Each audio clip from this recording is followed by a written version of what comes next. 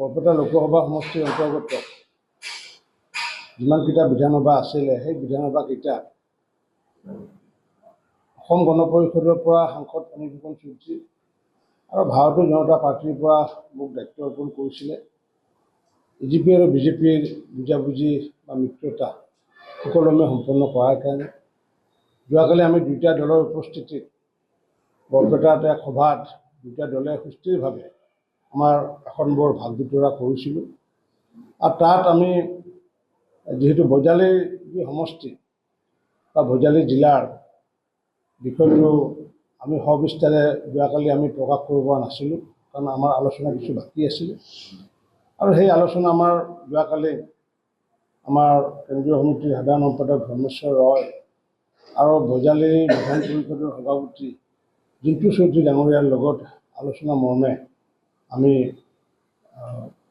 এই বজালী সমষ্টিত আমি বিজেপি আৰু এজিপি ঐক্যবদ্ধভাৱে নিৰ্বাচনত অংশগ্ৰহণ কৰা আমি সিদ্ধান্ত গ্ৰহণ কৰিছোঁ।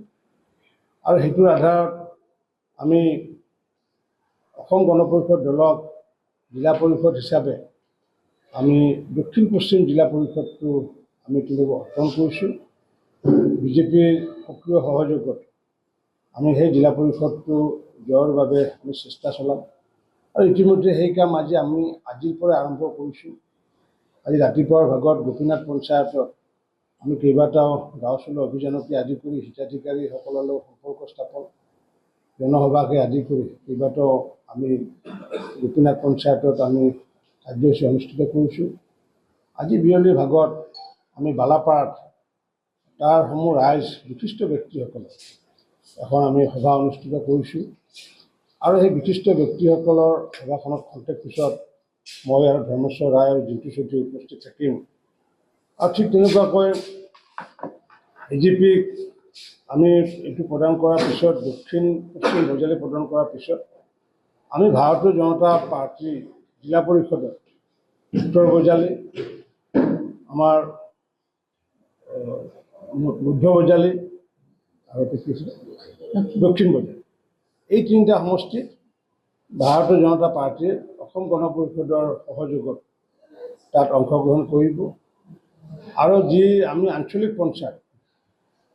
পঞ্চায়তসমূহৰ ইতিমধ্যে আমি টেকনিকেল বিভিন্ন কাৰণত আমি সুন্দৰকৈ বুজা কৰিছোঁ।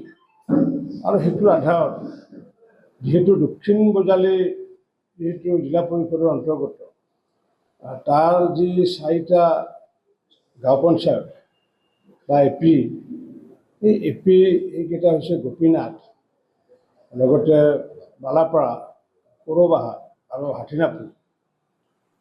এই 4টা যি এপি, সেই এপি 4টা সমূহ 4টা এপিয়ে আমি অসম গণ পৰিষদত নিৰ্বাচনৰ বাবে আমি তেওঁলোকক অৰ্পণ কৰিছোঁ। কাৰণ যাতে অসম গণ পৰিষদত যিটো হাতীৰ প্ৰতীক থাকিব আৰু সেইকাৰণে সেই 4টা এপিৰো ভোটাৰসকলে যাতে একেলগে এপিত হাতীৰ ভোট দিয়াৰ লগতে জিলা পৰিষদতো যাতে ভোট দিব পাৰে, তাৰ কাৰণে আমি তেওঁলোকক এই 4টাই তাত আমি অৰ্পণ কৰিছোঁ যাতে ভোট দিয়াৰ সুবিধা হয়। আৰু এনেকুৱাকৈ 20টা আমাৰ যি এপি আছে, এই 20টা এপিৰ ভিতৰত আমি ভাৰতীয় জনতা পাৰ্টীয়ে 12টা এপিত আঞ্চলিক পঞ্চায়তত আমি অসম গণ পৰিষদৰ সহযোগত আমি নিৰ্বাচনত অৱতীৰ্ণ হ'ম। আৰু 8টাত আমাৰ অসম গণ পৰিষদ দলে নিৰ্বাচনত অৱতীৰ্ণ হ'ব। আৰু সেইকেইটাৰ ভিতৰত আমাৰ যিটো বাগমাৰা পঞ্চায়তত ভাৰতীয় জনতা পাৰ্টীয়ে, আমাৰ বামুণকুচি পঞ্চায়তত ভাৰতীয় জনতা পাৰ্টীয়ে, বন্ধহিদনী জিপিত ভাৰতীয় জনতা পাৰ্টী, বৰবাং জিপিত ভাৰতীয় জনতা পাৰ্টী, বামুণকুচি বালিপাৰা জিপিত আমাৰ এপিত ভাৰতীয় জনতা পাৰ্টী, ধুমাৰপথাৰ এপিত ভাৰতীয় জনতা পাৰ্টী, মানিকপুৰত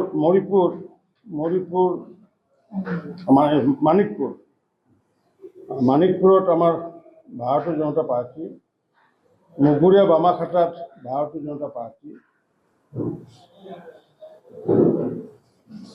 নিত্যানন্দ পানবাৰীত ভাৰতীয় জনতা পাৰ্টী, হাদেৰীত ভাৰতীয় জনতা পাৰ্টী, হাতী শামুকা বামুণপাৰাত ভাৰতীয় জনতা পাৰ্টি আৰু তিহুদেখাটাত ভাৰতীয় জনতা পাৰ্টি। অৰ্থাৎ এই 12টা এপিত ভাৰতীয় জনতা পাৰ্টীয়ে অসম গণ পৰিষদৰ সহযোগত অংশগ্ৰহণ কৰিব আৰু অসম গণ পৰিষদ দলে আমাৰ বালিপাৰা যিটো বালাপাৰা এপিত অংশগ্ৰহণ কৰিব। ডুবিত তেওঁলোকে প্ৰতিদ্বন্দ্বিতা কৰিব আমাৰ ভাৰতীয় জনতা পাৰ্টীৰ সহযোগত। ডুমুৰিয়াত অসম গণ পৰিষদ, আৰু গোবিন্দপুৰত অসম গণ পৰিষদ, গোপীনাথত অসম গণ পৰিষদ, হাথিনাপুৰ অসম গণ পৰিষদ আৰু কুৰবাহাট অসম গণ পৰিষদ আৰু মৰিপুৰ আনন্দপুৰত আমাৰ অসম গণ পৰিষদ দলে অংশগ্ৰহণ কৰিব। ভাৰতীয় জনতা পাৰ্টি আৰু অসম গণ পৰিষদ দলে ইতিমধ্যে সংকল্প গ্ৰহণ কৰিছে যে 4টা জিলা পৰিষদে যাতে আমি যাতে জয়যুক্ত কৰিব পাৰোঁ, তাৰ কাৰণে আমি সম্পূৰ্ণ প্ৰচেষ্টা অব্যাহত আমি ৰাখিছোঁ। আজিৰ পৰা আমি ইয়াৰ কাম কাজ আৰম্ভ কৰিছোঁ আৰু ঠিক তেনেকুৱাকৈ যিহেতু আমি জিপি লেভেলত, পঞ্চায়ত লেভেলত যিহেতু কোনো ৰাজনৈতিক দলৰ প্ৰতিনিধি প্ৰাৰ্থী নাথাকে, তাত যিমানবোৰ নিৰ্দলীয় প্ৰাৰ্থীয়ে অংশগ্ৰহণ কৰিব আমি সকলোকে আশীৰ্বাদ প্ৰদান কৰিছোঁ। ৰাইজক তাৰ মাজৰ পৰাই উপযুক্ত জ্যেষ্ঠ শ্ৰেষ্ঠ যিগৰাকী হয় প্ৰতিগৰাকী সদস্যক আমি নিৰ্বাচিত কৰিবলৈ অংশগ্ৰহণ কৰিছোঁ। কংগ্ৰেছ দলৰ ভূপেন ৰায় ডাঙৰীয়াই তেখেতে কৈছিলে যে ভাৰতীয় জনতা পাৰ্টী বা অসম গণ পৰিষদ দলে হয়তো তেওঁলোকে পাৰ্টিকুলাৰ চিম্বলত অংশগ্ৰহণ কৰিব আৰু সেইটো তেখেতে নিজে কৈছিলে যে প্ৰয়াত হিতেশ্বৰ শইকীয়াৰ দিনত এবাৰ তেনেকুৱাকৈ অংশগ্ৰহণ কৰিছিলে। মই যিহেতু পঞ্চায়তৰ গ্ৰামোন্নয়ন বিভাগৰ মন্ত্ৰী, গতিকে মই যিহেতু এই আইনখন প্ৰণয়ন কৰিছোঁ বিধানসভাত আৰু সকলো শাসকীয় বিধায়ক বিৰোধী বিধায়কৰ সহযোগ, গতিকে মই পঞ্চায়তৰ গ্ৰামোন্নয়ন বিভাগৰ মন্ত্ৰী হিচাপে মই সম্পূৰ্ণৰূপে এই কথাষাৰ আজি মই কওঁ যে আমাৰ কোনো প্ৰাৰ্থীক আমি কোনো ধৰণৰ কৃতিত্ব নিদিওঁ। আমি অকল সকলো নিৰ্দলীয় প্ৰাৰ্থীকে আমি আশীৰ্বাদ প্ৰদান কৰিছোঁ। তেওঁলোকে মূল যিয়ে নহওক কিয় গঞা ৰাইজে তেওঁলোকক নিৰ্বাচিত কৰিব। আমি আশা ৰাখিছোঁ যে যিসকলে আগন্তুক দিনত পঞ্চায়তৰ কাম কৰিব পাৰিব তেওঁলোককে যাতে নিৰ্দলীয় মেম্বাৰ হিচাপে সদস্য হিচাপে যাতে নিৰ্বাচিত কৰে, কাৰণ যিহেতু এইবাৰ আমি অধিক ক্ষমতা অৰ্পণ কৰিছোঁ পঞ্চায়তত। পূৰ্বতে পঞ্চায়তত প্ৰতিক্ৰিয়া নহ'ব বুলি কোৱা হ'ল কিন্তু আঞ্চলিক পঞ্চায়তৰ 20খন আসনত 12খন বিজেপি আৰু 8খনত এজিপি খেলিব বুলি প্ৰকাশ কৰা হৈছে। এই এজিপি বিজেপি চিনাক্তটো বা চিম্বলটো নল'ব নেকি? নহয় নহয়, আপুনি বস্তু বুজা নাই। আমাৰ পঞ্চায়তত প্ৰতীক নাথাকে। আমাৰ যিখন আইন পাছ কৰিছোঁ পঞ্চায়তত কোনো প্ৰতীক নাথাকে। আঞ্চলিক পঞ্চায়তৰ জিলা পৰিষদত প্ৰতীক থাকে। কিন্তু বিজেপিও থাকিব, এজিপিও থাকিব, কংগ্ৰেছেও থাকিব, ইউডিএফও থাকিব। অকল মেম্বাৰ মানে জিপি মেম্বাৰ। যিহেতু এইবাৰ সভাপতি এইবাৰ পোনপটীয়াকৈ নিৰ্বাচন নহয়, এইবাৰ গাঁও পঞ্চায়তৰ সভাপতি নিৰ্বাচিত কৰিব নিৰ্বাচিত সদস্য দলগৰাকী। তাৰমানে যেনেকুৱাকৈ প্ৰধানমন্ত্ৰী নিৰ্বাচিত কৰে, যেনে মুখ্যমন্ত্ৰী নিৰ্বাচিত কৰে, জিলা পৰিষদৰ চেয়াৰমেন যেনেকৈ নিৰ্বাচিত কৰে, আঞ্চলিক পঞ্চায়তৰ সভাপতি যেনেকৈ নিৰ্বাচিত কৰে, ঠিক তেনেকুৱাকৈ গাঁও পঞ্চায়তৰ সভাপতি নিৰ্বাচিত কৰিব সেইসকল ব্যক্তিয়ে। সেই দহগৰাকী ব্যক্তিয়ে নিৰ্বাচিত কৰিব যি দহগৰাকী ব্যক্তি অৰাজনৈতিক ব্যক্তি হিচাপে নিৰ্বাচনত অংশগ্ৰহণ কৰিব। হয়তো তেওঁৰ বেকত হয়তো পৰিচয় থাকিব পাৰে, কিন্তু আমি যিহেতু ৰাজনীতিমুক্ত পঞ্চায়ত আমি কৰিবলৈ গৈ আছোঁ, গতিকে আমি সেইকাৰণে বজালীৰ যি সমষ্টিত আমাৰ যিমানবোৰ গাঁও পঞ্চায়তত সদস্যত অংশগ্ৰহণ কৰিব সকলোকে আমি আশীৰ্বাদ প্ৰদান কৰিছোঁ। গঞা ৰাইজক বিনম্ৰতাৰে আহ্বান জনাইছোঁ যে গাঁও অঞ্চলত যিহেতু আমি অধিক ক্ষমতা অৰ্পণ কৰিছোঁ, পূৰ্বতে গাঁও পঞ্চায়তে এখন হাট বজাৰ ঘাটৰ টেণ্ডাৰ দিয়াৰো অধিকাৰ নাছিলে আইনত, কিন্তু আমি 5 লাখ টকা ব্যয় সাপেক্ষে তেওঁলোকে নিজৰ নিজৰ পঞ্চায়তৰ অন্তৰ্গত থকা তেওঁলোকে হাডেৰী বজাৰখন আগন্তুক ডাক দিব, হাডেৰী পঞ্চায়তে ডাক দিব। আগতে কি কৰিছিলে জিলা পৰিষদে দিছিলে, কাৰণ আঞ্চলিক পঞ্চায়তৰ মাত্ৰ 1 লাখ টকাৰ মানে ক্ষমতা আছিলে, গতিকে নিশ্চিত ওপৰত 1 লাখ টকাৰ ওপৰত যায়। গতিকে জিলা পৰিষদসমূহত আগতে হাট বজাৰ ঘাট আবণ্টন দিয়াৰ নামত এটা বেলেগ এখন বজাৰ চলি আছিল। গতিকে ঠিক তেনেকুৱা বাগমাৰা বজাৰখন বাগমাৰা পঞ্চায়তে টেণ্ডাৰ কল কৰিব।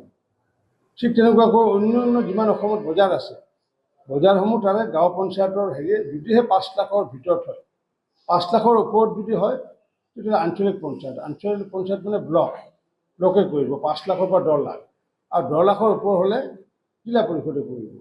গতিকে সেইকাৰণে আমি যিহেতু সুবিধা প্ৰদান কৰিছোঁ, ভাল ব্যক্তিৰ জৰিয়তে পঞ্চায়ত আহি প্ৰকৃত যিটো গান্ধীজীৰ প্ৰকৃত যিটো গ্ৰাম স্বৰাজ, সেই গ্ৰাম স্বৰাজলৈ আমি ধাৱমান হৈছোঁ মাননীয় মুখ্যমন্ত্ৰী ডক্টৰ হিমন্ত বিশ্ব শৰ্মা ডাঙৰীয়াৰ বলিষ্ঠ নেতৃত্বত। আৰু এইবাৰ যিহেতু আমি আমাৰ ক্ষুদ্ৰ কৃষকৰ ক্ষেত্ৰত কৃষিজাত সামগ্ৰী যিসকলে বহু ব্যক্তিয়ে 4টা নাৰিকল লৈ আনে বজাৰত, পায় তেওঁলোকে হয়তো 40 টকা, খাজনা দিব লাগে 20 টকা। ঠিক তেনেকৈ হয়তো এটেকেলি দৈ লৈ আহে, কিন্তু তেওঁলোকে পায় হয়তো 40 টকা, খাজনা দি যেতিয়া দিব লগা হয় 20 টকা তেওঁৰ অন্তৰত লাগে। পালং শাক যেতিয়া বিক্ৰী কৰিব আনে 20 মুঠা, পায় 40 টকা, 20 টকা খাজনা দিব লাগে। গতিকে এনেকুৱাকৈ ক্ষুদ্ৰ যি খেতিয়ক, যিসকলে ব্যৱসায় নহয় খেতিয়ক, তেওঁলোকৰ কৃষিজাত সামগ্ৰী বা দুগ্ধজাত সামগ্ৰী যিসকলে বজাৰত বিক্ৰী কৰিব আনে, তেওঁলোকৰ কাৰণে আমি খাজনা বিলুপ্ত কৰিছোঁ। 1 জুলাইৰ পৰা তেওঁলোকৰ পৰা কোনো খাজনা ল'ব নোৱাৰিব। গতিকে সেইকাৰণে আমি গঞা ৰাইজক আহ্বান জনাইছোঁ, ভাল পঞ্চায়ত গঠন কৰক, আৰু যাৰ কাৰণে আমি প্ৰতীকবিহীন মানে দলীয় প্ৰতীকবিহীন প্ৰতীক থাকিব, সেই প্ৰতীকবিহীন আমি নিৰ্বাচন অনুষ্ঠিত কৰাৰ কাৰণে আমি অংশগ্ৰহণ কৰিছোঁ, আমি আগবাঢ়িছোঁ। ইয়াৰ লগতে আপোনালোকক এটা মই ঘোষণা জনাব বিচাৰিছোঁ, অহা কাইলৈ মাননীয় ৰাজ্যিক সভাপতি দিলীপ শইকীয়া ডাঙৰীয়া আমাৰ এই বজালী সমষ্টিত আহিব। ভাৰতীয় জনতা পাৰ্টীৰ এক কাৰ্যকৰ্তা সন্মিলন এখন অনুষ্ঠিত হ'ব, সক্ৰিয় সদস্যসকলৰ সন্মিলন অনুষ্ঠিত হ'ব ভগৱতী ক্ষেত্ৰত। গতিকে ভগৱতী ক্ষেত্ৰত 11টা বজাত, যিহেতু তেওঁ ৰাজ্যিক সভাপতি হোৱাৰ পিছত প্ৰথমবাৰৰ কাৰণে বজালীত আহি আছে, গতিকে সেই অনুষ্ঠানত মই আপোনালোককো আজিৰ এই সংবাদমেলৰ জৰিয়তে নিমন্ত্ৰণ জনালোঁ।